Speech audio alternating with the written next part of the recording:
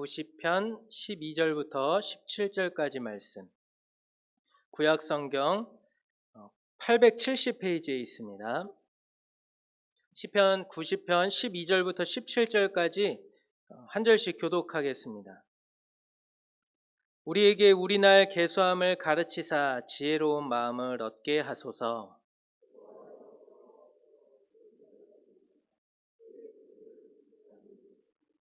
아침에 주의 인자하심이 우리를 만족하게 하사 우리를 일생 동안 즐겁고 기쁘게 하소서.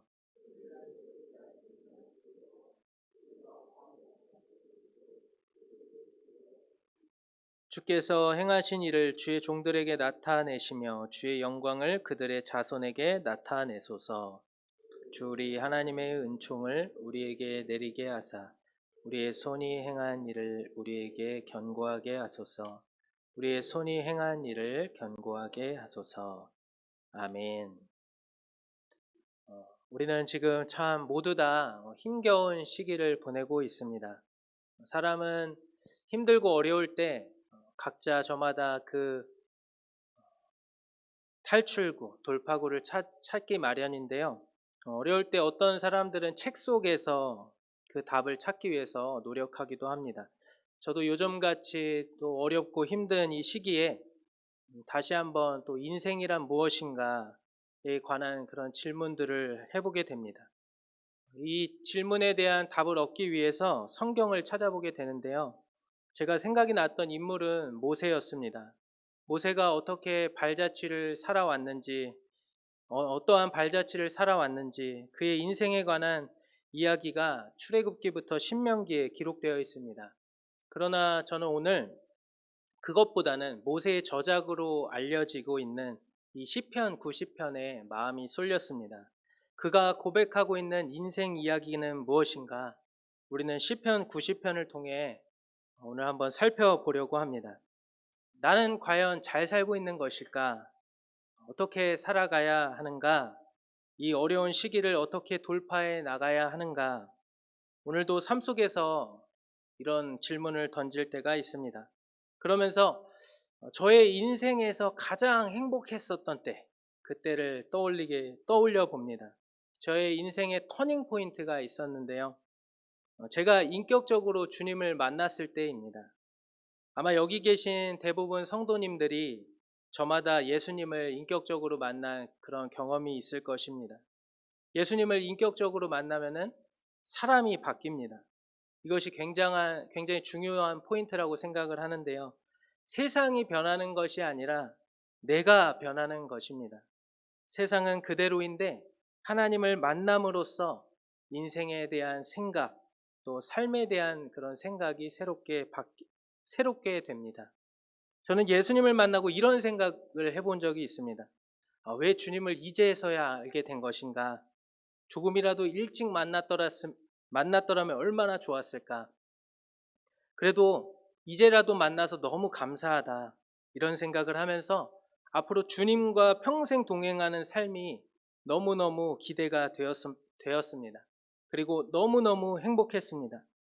예배 같은 경우도 이전에는 억지로 부모님에 의해서 타의에 의해 드렸다면 예수님을 만난 이후에는 자발적으로 또 기쁨으로 드리게 되었습니다. 교회 청소 같은 봉사도 마찬가지였습니다. 사랑하는 성도 여러분, 인생의 최고의 가치는 주님을 알고 주님을 사랑하는 것인 줄 믿으시길 바랍니다. 이것을 진정으로 깨닫는 것이 참된 복입니다. 왜냐하면 진정으로 깨달을 때 그렇게 살아갈 수가 있으니까요. 그런데 그것을 깨닫게 해주시는 분이 바로 하나님이십니다. 그래서 모세가 12절에 이렇게 고백하고 있는 것입니다. 우리에게 우리날 계수함을 가르치사 지혜로운 마음을 얻게 하소서. 참된 인생의 의미를 깨닫고 또 올바로 살아가게 해줄 수 있는 분은 오직 하나님뿐이시라는 것입니다. 제임스 스미스가 쓴 습관이 영성이다라고 하는 책에 보면요, 인간에 대한 아주 중요한 통찰이 있습니다. 그것은 바로 당신이 사랑하는 것이 바로 당신이다라는 것입니다. 우리의 바람과 갈망과 욕망은 우리 정체성의 핵심을 차지하며 우리 행동과 태도가 흘러나오는 근원입니다. 우리의 바람은 우리 마음, 인격의 진원지로부터 퍼져 나옵니다. 따라서 성경은 모든 지킬 만한 것 중에 더욱 네 마음을 지키라. 생명의 근원이 이에서 남이니라 라고 권면합니다. 그렇다면 제자도는 우리 마음을 정렬하는 방식, 우리가 사랑하는 것을 의도적으로 선택하고 거기에 주목하는 방식이라고 말할 수 있습니다. 그러므로 제자도는 암과 어떤 믿음의 문제라기보다 열망과 갈망의 문제입니다. 그분을 따르라는 예수님의 명령은 우리의 사랑이나 갈망을 그분의 사랑이나 갈망과 일치시키라는 명령입니다. 하나님이 원하시는 바를 원하고 하나님이 욕망하시는 바를 욕망하고 하나님을 열망하며 갈망하고 하나님이 모든 것 안에 모든 것이 되시는 세상을 간절히 구하라는 그러한 명령입니다. 당신이 사랑하는 것이 바로 당신이다 라고 하는 이 말은 당신은 당신이 사랑하는 것을 행한다 라고 하는 말도 됩니다. 우리는요, 우리가 좋아하는 것들, 사랑하는 것들을 행합니다. 성경은 그렇게 자신이 사랑하는 것들을 행하며 살아가는 인간의 모습을 이렇게 말합니다. 디모데후서 3장 2절에서 4절을 한번 같이 읽어보겠습니다. 사람들이 자기를 사랑하며 돈을 사랑하며 자랑하며 교만하며 비방하며 부모를 거역하며 감사하지 아니하며 거룩하지 아니하며 무정하며 원통함을 풀지 아니하며 모함하며 절제하지 못하며 사나우며 선한 것을 좋아하지 아니하며 배신하며 조급하며 자만하며 쾌락을 사랑하기를 하나님 사랑하는 것보다 더하며. 아멘. 자기를 사랑하며 돈을 사랑하며 자랑하며 거룩하지 아니하며 무정하며 사나우며 선한 것을 좋아하지 아니하며 배신하며 조급하며 자만하며 쾌락을 사랑하며 살아갑니다. 왜냐하면 그게 좋으니까요. 그것을 사랑하니까요. 그리고 그 속에는 하나님을 사랑하는 마음이 없습니다. 아이들에게 게임을 하지 말아라, 성경 봐라, 백날 이야기해도 듣지 않습니다. 저 역시도 게임을 어렸을 청소년 때 게임을 엄청나게 많이 했습니다. 부모님이 정말 귀가 닳도록 얘기를 했는데 대답만 네 하고 듣지 않았습니다. 이게 정말 끊어지지가 않더라고요. 계속하게 되더라고요. 날밤을 새면서 이 게임이 좋다고 계속해서 거기 그것만 하고 앉아 있었던 것입니다. 그런데 제가 그것을 언제 끊었느냐 하면요, 예수님을 인격적으로 만나게 된 후부터입니다. 하나님을 너무너무 사랑해서 찬양하고 말씀 보고 기도하고 봉사하고 그리고 게임은 딱 끊게 되더라고요. 그동안 게임으로 시간 낭비한 것이 아깝지만 이제라도 주님을 만난 것이 다행이다라는 생각이 들고 앞으로 남은 인생 한순간도 허투루 사용하지 말고 오직 주님만을 위해 살겠다라는 그러한 기쁨의 결단을 하였습니다. 청소년 사역을 하면서 게임에 빠져있는 아이들을 보면은 참 제가 가슴이 안타깝습니다. 주일마다 교회에 와서 예배 전에 계속 스마트폰하고 또 웹툰 보고 유튜버 보고 게임하다가 예배 드리는 친구들 보면은요, 정말 안타깝습니다. 그래서 그런 아이들 보면은 그거 그만하고 미리 가서 예배 드릴 준비하고 앉아 있으라고 말해줍니다. 저는 뭐 아이들의 어떤 중독을 전문적으로 치유하는 사역을 하는 사람은 아니지만 제가 경험한 바에 의하면은 아이들의 중독은 절대로 그만하라고 끊을 수 있는 게 아니라고 생각을 합니다. 게임을 하고 있는 아이에게 어떤 무서운 선생님이 나타나서 게임 그만하고 가서 앉아서 성경 봐라 해서 그 아이가 그렇게 했다고 해결이 된 게 아닙니다. 정말 이 친구가 이런 게임 사랑, 게임의 중독에서 벗어나기 위해서는 주님과의 사랑에 빠져야 한다는 것입니다. 더 큰 가치를 몸소 깨달아야 하는 것입니다. 지난 주일에 이제 운전을 하면서 박영선 목사님의 설교를 듣게 되었는데요.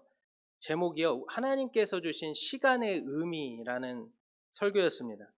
우리 성도님들은 우리에게 주신 시간의 의미가 무엇이라고 생각하시나요? 하나님께서 이 인생을 주신 의미가 뭐라고 생각하십니까? 좋은 일, 행복한 일만 가득했으면 좋겠는데 힘들고 아프고 어려운 이런 일들을 왜 겪어야 할까요? 목사님께서 두 가지로 설명을 하셨습니다. 첫 번째는 세상은 죄가 최고의 권력으로 잡고 있는 곳이기 때문입니다. 그래서 신자로서 이 세상을 살아가는 것이 결코 쉽지 않습니다. 두 번째는요, 고난은 우리 자신이 완성되기 위한 하나님의 방법이다라고 말씀을 하셨습니다. 두 번째가 뭐라고 했죠? 고난은 우리 자신이 완성되기 위한 하나님의 방법이다.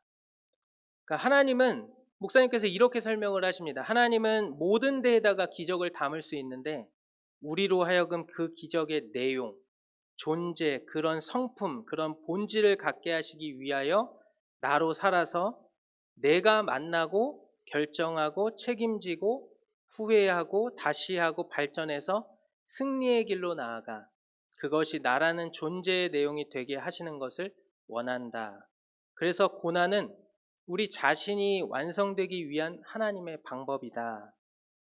예수를 잘 믿으면 갈등이 없어지고 늘 승리해서 완벽해지는 것이 아니라 나라는 사람은 경험 속에서, 모든 경우 속에서 분노는 결단코 이를 해결하지 못한다는 것을 배우는 경험을 통해서 화는 내봤자 소용이 없다라고 하는 것을 알게 된다. 이렇게 설명을 하셨습니다. 그리고 마지막으로 이렇게 말씀하십니다. 세상이 하는 시험은 결국 우리를 사망으로 헛되고 결국 우리를 사망으로, 그리고 예수 안에 있는 것만이 우리를 진정한 가치와 승리로 이끈다는 것을 알게 된다. 세상이 주는 것은 결국 뭔지, 하나님이 예수 안에서 주려고 하는 것과 어떻게 다른지를 모르면 예수를 믿는다는 것에 용기도 항복도 대범함도 없다. 예수를 믿는 것은 위대한 것, 세상이 우리에게 얘기하는 것은 헛된 것, 그러면서 실패가 실제로 나를 만드는 것이다. 이렇게 말씀을 하셨습니다. 그러니까 이 말씀이요, 이런 말씀입니다. 결국 하나님께서는 모든 시간을 통해서 신자를 만들어 가신다는 것입니다. 그것이 성공이건 실패이건 말입니다.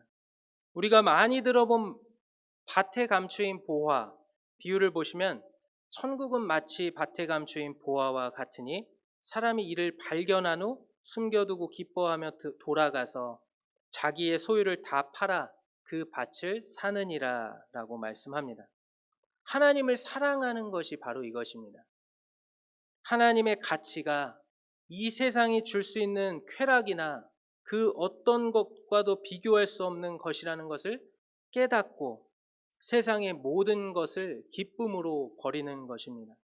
억지로 혹은 마지못해서 버리는 것이 아닙니다.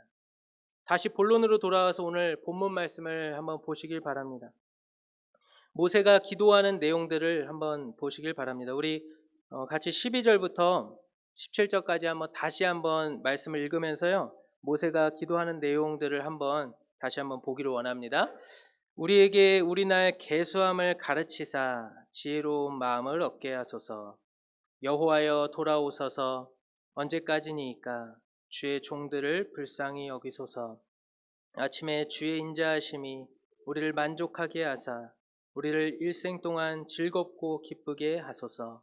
우리를 괴롭게 하신 날수대로와 우리가 화를 당한 연수대로 우리를 기쁘게 하소서. 주께서 행하신 일을 주의 종들에게 나타내시며 주의 영광을 그들의 자손에게 나타내소서. 주 우리 하나님의 은총을 우리에게 내리게 하사 우리의 손이 행한 일을 우리에게 견고하게 하소서. 우리의 손이 행한 일을 견고하게 하소서. 아멘.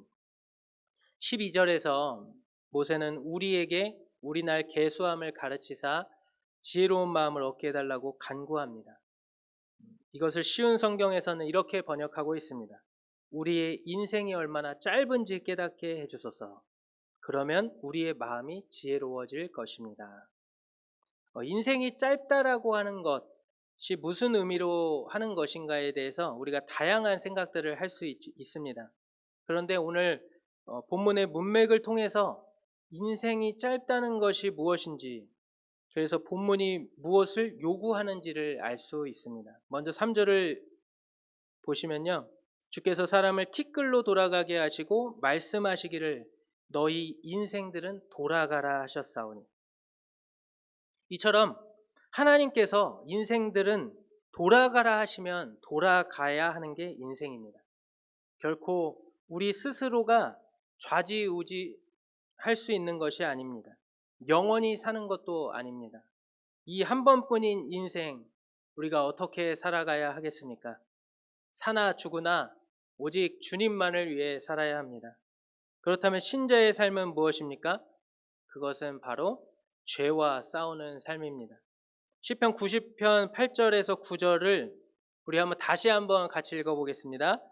주께서 우리의 죄악을 주의 앞에 놓으시며 우리의 은밀한 죄를 주의 얼굴빛 가운데에 두셨사오니 우리의 모든 날이 주의 분노 중에 지나가며 우리의 평생이 순식간에 다하였나이다.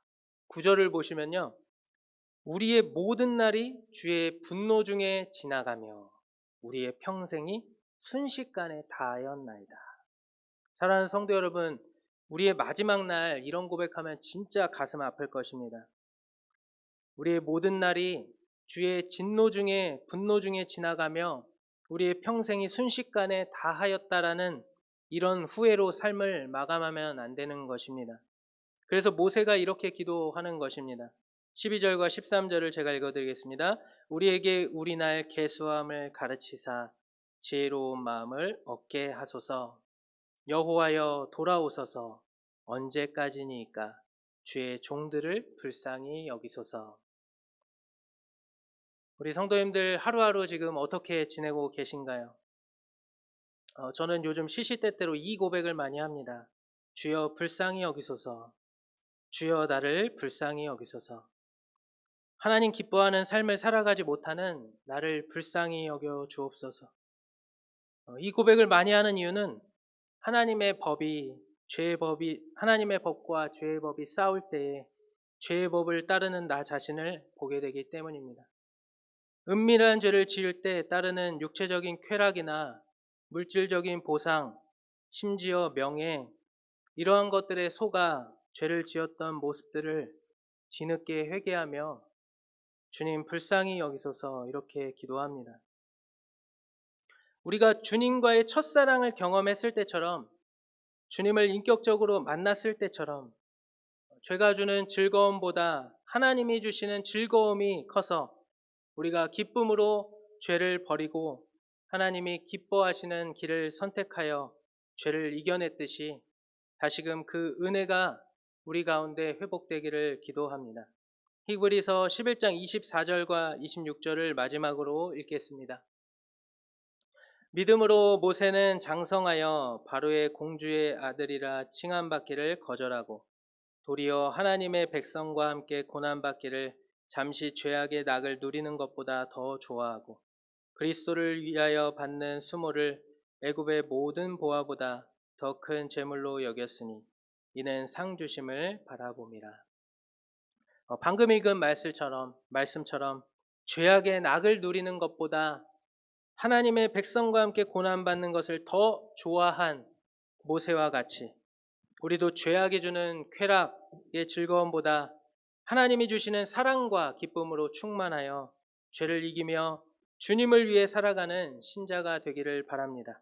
우리 함께 나를 지으신 주님 함께 찬양하고 기도하겠습니다.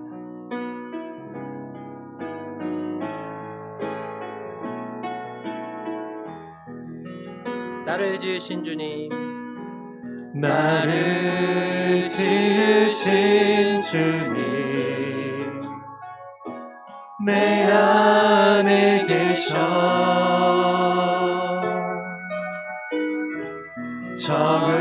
처음부터 내 있었죠. 내 이름 아시죠? 내